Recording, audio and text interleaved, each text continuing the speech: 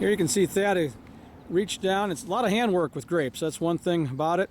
Just read an article yesterday about a computer-controlled mechanical pruner, but when it comes to these, and even finding them, that one should be about there somewheres. And just kind of, like I said, we got them kind of deep, so you have to kind of carefully look around and make sure you don't go too aggressively in there, because you can break the grafted part right off of the rootstock if you go in like a bull in a china shop. So you have to get down in there and expose the canes that were growing last season and get them out. We won't count on them too much this year. We're going to be looking for some new buds coming up down low, and we'll train those up to the wire.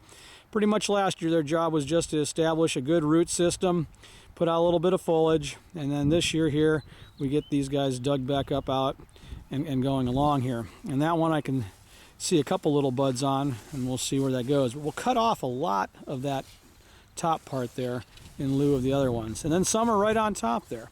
Looks like I didn't need to bury them probably as deep as I did, because these ones that didn't go under are pretty happy, and you can see a lot of the new buds already forming on top of them. So we'll go and we'll train 2 of those buds. We'll try and get 2 canes to come up from the bottom, so that way, in case something happens to the other one once the plant does get mature, you have a little bit of an insurance policy. So we'll take 2 of those shoots and start training them up the wire, with the goals to get them to come up the wire and produce the fruit, and the fruit will hang out from the top wire. But that's a couple years away yet, so we're still working right now at just establishing this vineyard, getting some good foliage, getting some good roots underneath. And we'll have to go along and do a lot of pinching and suckering here. It'll want to put on all kinds of buds, more than we want, and given enough time here, it'll even want to put on fruit this year. And so we have to go along and prune off the little clusters that come out. Again, just a whole lot of handwork, but it's what you have to do if you want to get a good product. And here we'll have some really nice Ohio-grown Traminette eventually. The Traminette's a white grape, makes a white wine.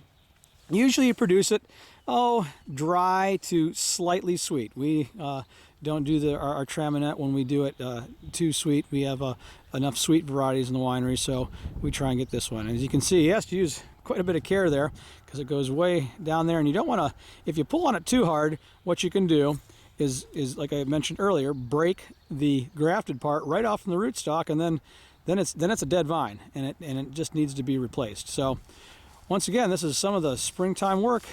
When I say Ohio wine and more, here's the wine part, and we have a whole lot more. Once again, Bill Back and Funzart, Mays Valley. Thanks for looking.